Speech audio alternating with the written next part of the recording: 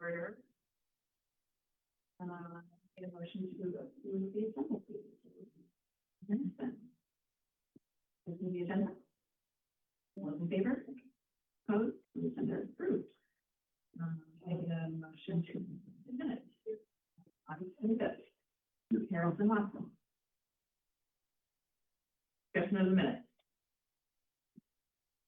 All right. All in favor? Opposed? Minutes are approved. Looks like no unfinished business, so we'll move on to new business. Our state budget and legislative update. Stateside. Yeah. Good afternoon. Thank you.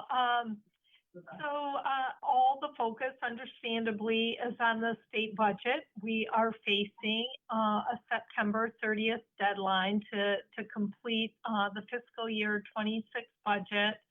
Otherwise, the state will face a shutdown.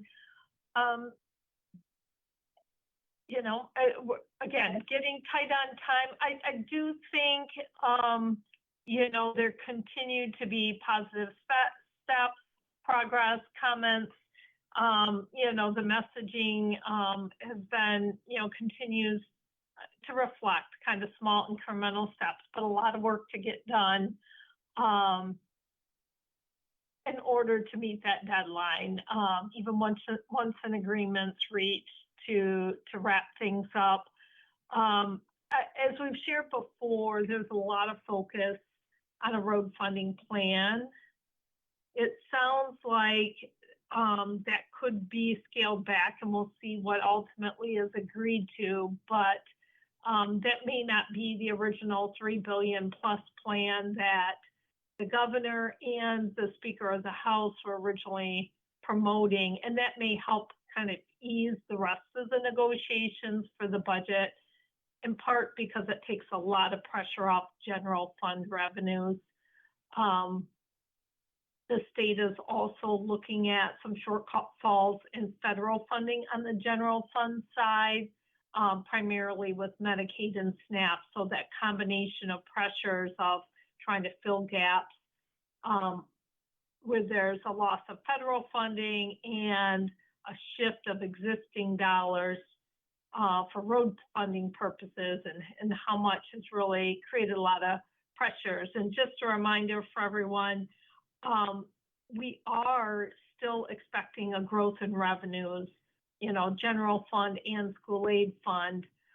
So it's not like they're looking to cut, but there are some of these other factors that were put, continued to put a lot of pressure on the general fund side. So that has really been the focus. We have seen in the last couple of weeks a lot of bills, and some of those may be part of negotiations, but a lot of bills being introduced. Some could be kind of ultimate budget agreement, but implementation bills that are kind of part of that.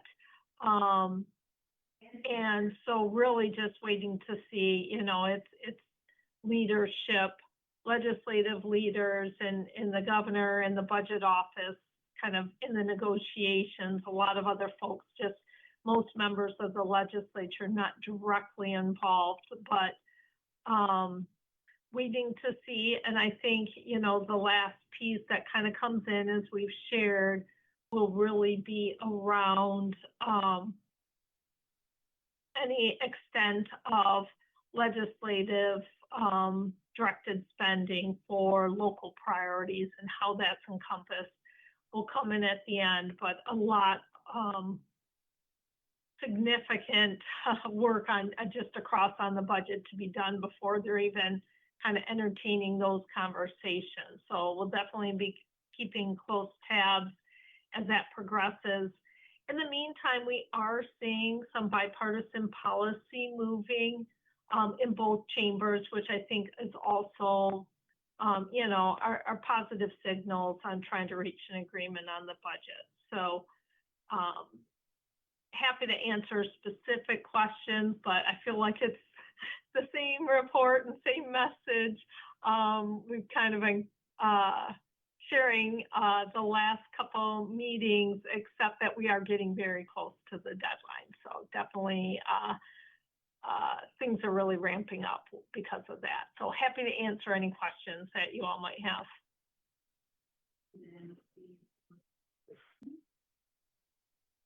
Team, any questions? I have a question not related to the budget, but to the, I guess, the proposal to potentially move up the primary. I had heard that that's kind of been ruled out by the Speaker's office. Is there any chance of that coming back in the next year? Because, you know, the city, I think, has an interest in that early voting period would maybe even extend into some time while the students are still on campus. So that's why I asked. It'd be a good thing. Yeah. I think that's one where there is a lot of broad interest in doing that, especially from our municipal clerks. The current turnaround Michigan has, and we're a little unique with our late primary and then trying to turn around for the general election. It is incredibly tight, and that creates significant logistical and administrative challenges. So there are a variety of reasons about moving that up. I think the message or kind of word in Lansing is a little bit different maybe than what you were hearing, and that that was a top priority for the legislature moving that forward. It was something that was discussed last year, and I think there was hope that would have been taken care of in the lame duck session, but that ended a bit abruptly. But this has been a high priority for the clerks just because of incredibly challenging logistics with the tight turnaround we have today. So I think that's something that could be done this fall. There seems to be strong interest in that. Thank you. Thanks for clarifying that. Mm-hmm.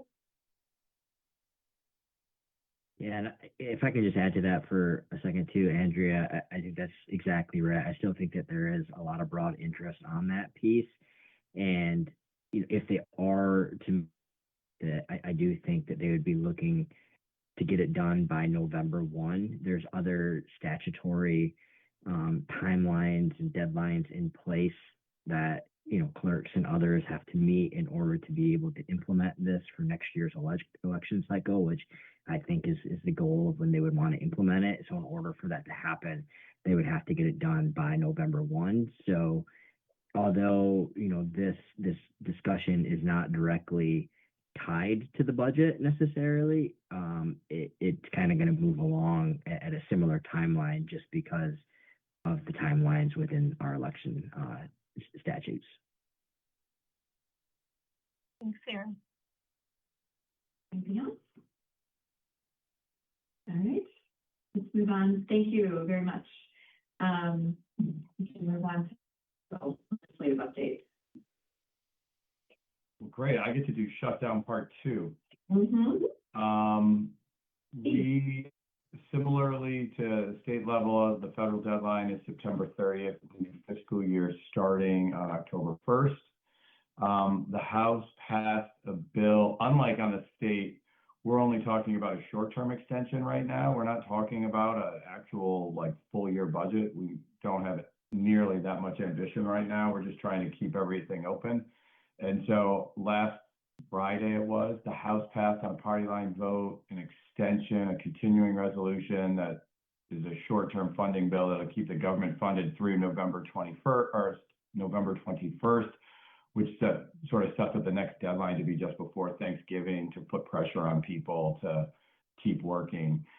The reason why everyone is fearful of a shutdown is because unlike the recently passed tax bill that just went through, any federal spending bill requires 60 vote threshold in the Senate, which means you need at least 7 Democrats and probably 8 or 9, because there might be a Republican or 2 that vote no, in order to pass the continuing resolution.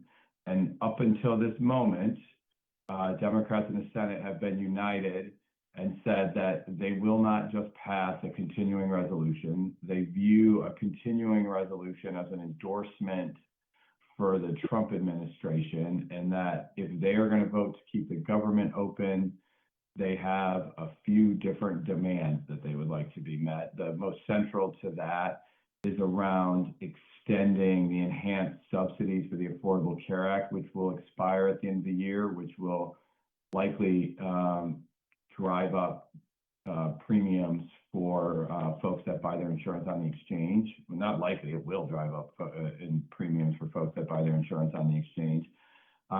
There's been talk about Democrats pushing to reverse some of the Medicaid cuts that were included in the One Big Beautiful Bill. You hear some different sort of demands met up. Where things get quite interesting on the federal level is that because of where we are in terms of the Jewish holy days, the House is out of session this week. And they are not coming back until October 7th as a way to try to jam the Senate to get them to accept their continuing resolution. The Senate is also not scheduled to be in session this week, and they are scheduled to come back next Monday and Tuesday, which if you look at your calendar quickly is the 29th and 30th, which does not leave a lot of time if you get on a plane on the 29th to fly back to DC and then have to fund the government before midnight on the 30th. Technically, I always say 11:59, so there's no confusion. 11:59 on September 30th. So a few things from the folks that I've been talking to, because I asked the question to every single person I can talk to, Democrats or Republicans. So no one has any clue what's going to happen. I will just say that. There's not like some secret plan somewhere that people are just waiting to unveil and it'll all come together. So here's a couple things that I would watch. I think there's really only one way out of this to prevent a shutdown, at least the way the cards are on the table now. And that's if there is an agreement of some sort that would extend the Affordable Care Act subsidies for more than 1 year, that would probably be kept separate from a continuing resolution. So that way everyone kind of gets to save face. Republicans in Congress have said we're not putting a multi-billion-dollar subsidy extension on a 7-week continuing resolution, that those two things are not equal in terms of how this is supposed to work. And so I find it hard to believe that they would just cave to that and join the two together. However, if you kept them separate, but you reached an agreement to extend the subsidies, then you could vote on the continuing resolution separately and the subsidy extension separately, and everyone kind of gets what they want and it moves forward. In my mind, that's kind of the least common denominator right now. All of the other things are harder to reach an agreement, especially with about a week to go. So the more that you hear about Democrats talking about the need to reverse Medicaid cuts between us, that is a very, very unlikely outcome, right? They just passed that bill a few months ago. The idea that they would walk back from it this quickly before anything really goes into effect is highly, highly unlikely. So if that remains the must-have demand of Democrats, we are headed towards a shutdown. I ask everyone what they think. Do you think we're going to get a shutdown? And I think most people are pessimistic that there would be an agreement before then. Although I had a chance to talk to Congresswoman Dingell last week on Thursday, and her sort of read on the situation is she expects the Democrats in the Senate to cave right at the last minute and prevent a shutdown, similarly to what happened in March. She's one of the only people that I talked to that's been willing to say that out loud, I would say. But that was sort of her read of the situation. My read on the situation is that that is a little bit of a tougher scenario. It happened in March, and among the Democrats that voted for it were Chuck Schumer, Dick Durbin, Senator from Hawaii, Brian Schatz. Those three are Senator Durbin, Senator Schumer are the current leadership, and Senator Schatz is going to be the new whip. I find it really hard to believe that in this environment, the Senate leadership people prove to be the deciding vote to keep the government open, and as I said earlier, endorse the Trump administration, which is how it's been billed. I think that's a really difficult vote for those folks to take. And so then you try to look and see, well, where are the other votes going to come from? I would not want to be a staff person trying to explain why my senator voted against a continuing resolution in March, but changed their mind to vote for one now in September after we've seen everything that's happened in the Trump administration. That is not an easy thing to explain to your supporters. And so I don't know where the other votes come from in order to do that. So that's why I think most folks believe that we are careening towards some type of shutdown. But we'll just have to wait and see. To the point Mrs. Dingle made, people get cold feet in the waning moments before shutdown because there are pretty significant ramifications, both policy-wise and politically, to take that risk. So we'll have to see. A couple of things just about a shutdown on the federal level. Not like COVID. If the federal government shuts down, the way it works is that the different agencies deem specific individuals essential.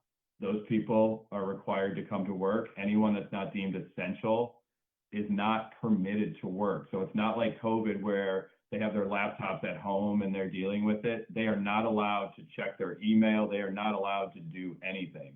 So if you are a non-essential federal employee, you are prohibited by statute from doing any federal government related work, which obviously, you know, is a much different scenario than when people were just working from home. The agencies determine who is essential.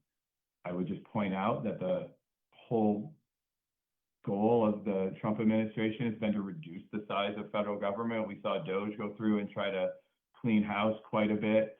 We've seen them not fill vacant positions. This allows them to deem as many people as they see fit non-essential and don't have to come to work. I suspect we'll see just bare bones federal employees in every agency, with maybe the exception of the folks responsible for immigration enforcement, people around the DOD, and, you know, a few others here in the, you know, TSA agents, air traffic controllers, those kind of folks. Outside of that, I would be very surprised to see a large number of folks, let's say at the Department of Energy or the Department of Education or all those other different agencies that have been sort of floated for closure or merger or whatever, or EPA, where they proposed 50% budget cuts. I would see lots of those folks being deemed non-essential and the agencies more or less shutting down during a government shutdown. Just a couple more broader things I just wanted to flag for folks is that obviously this government shutdown sort of overtakes everything. So we haven't seen any real legislative action on anything.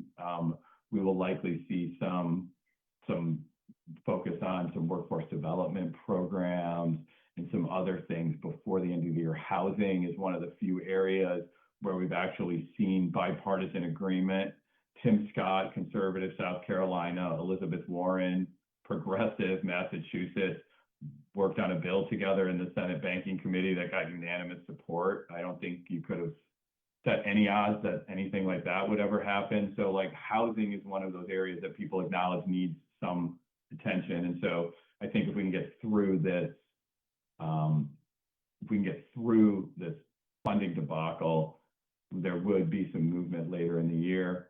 And then the other thing I just wanted to flag is I read reports late on Friday that the Department of Transportation has been canceling grants and sending out letters for like the Safe Streets for All program and the RAISE program under the ground that they were, I think the phrase they used was hostile towards cars. Sounds good. And so I just wanted to flag that one to ask if the city had received a letter, but if not, to warn you that those types of activities are taking place on the federal level. Thank you. I think our understanding is we have not received a letter yet on that particular point. Can you, what was the housing bill that Warren was? So it was called the Road to Housing, and it does a number of different things. It has a financial literacy component that expands the role for like housing counselors in FHA loans to try to prevent delinquencies. It tries to streamline permitting in order to build more affordable housing in a quicker fashion. I think if you were to overgeneralize the bill, that's sort of how the supporters would claim it, is that it's aimed at expanding access to affordable housing and addressing some of the barriers that have been in place that have either slowed development of affordable housing or made it too costly that people wouldn't undertake those types of endeavors. So that's really what the focus of it is. It reauthorizes the home program, which is interesting because the Trump budget has eliminated the funding for the home program. And so that's how I would sort of characterize it. The House of Representatives doesn't have a companion bill yet, but before we got into all the shutdown talk, there was a lot of talk that the Financial Services Committee is in the process of working on a bill in a similarly bipartisan fashion that they would pass, and then set the stage for the two to work out their differences. But the overall goal would be to create some type of legislation that would make it easier to expand affordable housing access to those in need.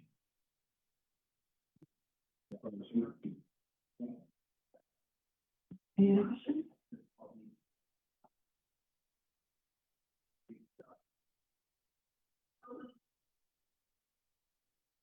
Okay. Thank you very much.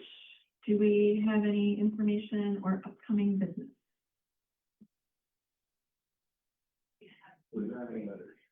Yeah, like that. That's perfect. Yep. Okay.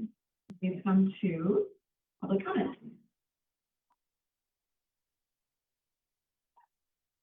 Hey, NCF, take it away. Former council member for newer staff and working on pedestrian safety for 30 years since 1995.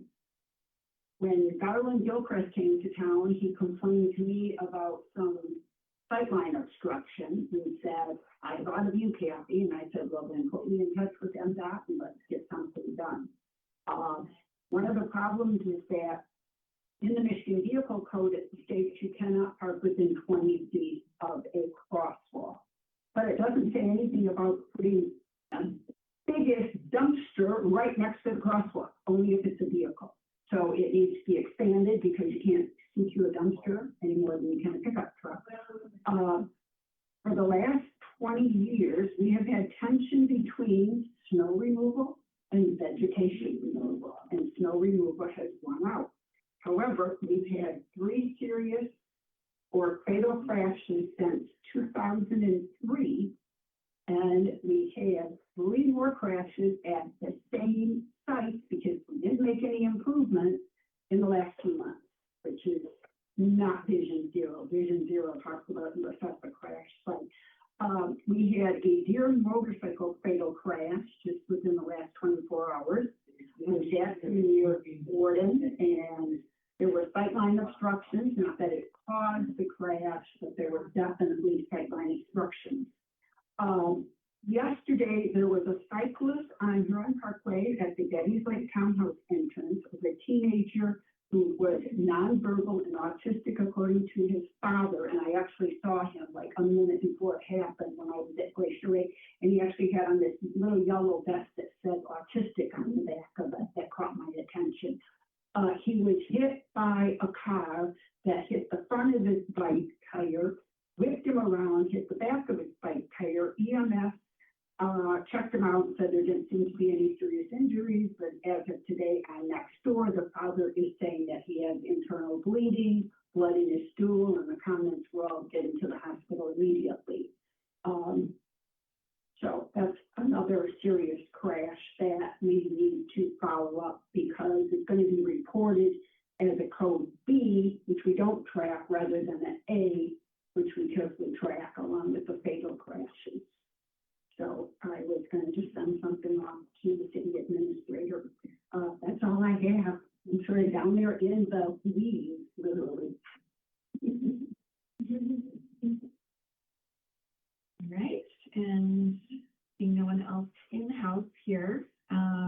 public callers online. If you'd like to make a comment, please press *9.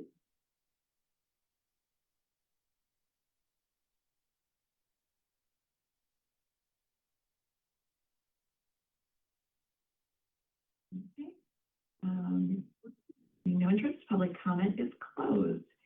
And I'm just going to take one quick second because I just looked up the Warren bill, and they're offering carrot and stick to cities via community development block grants. And ones that do certain things get the carrot, and ones that don't get reallocated away from them. Some of the things are by right development. You already did that. Eliminating parking minimum. We did that. Reducing minimum lot sizes. We're doing that. Ending multifamily dams. We're doing that. Accessory dwelling units. Yes. And streamlining regulations to reduce delays for housing. There we go. With that, can I get a motion to adjourn? So moved. Watson, Harrison. All those in favor? Opposed? We are adjourned.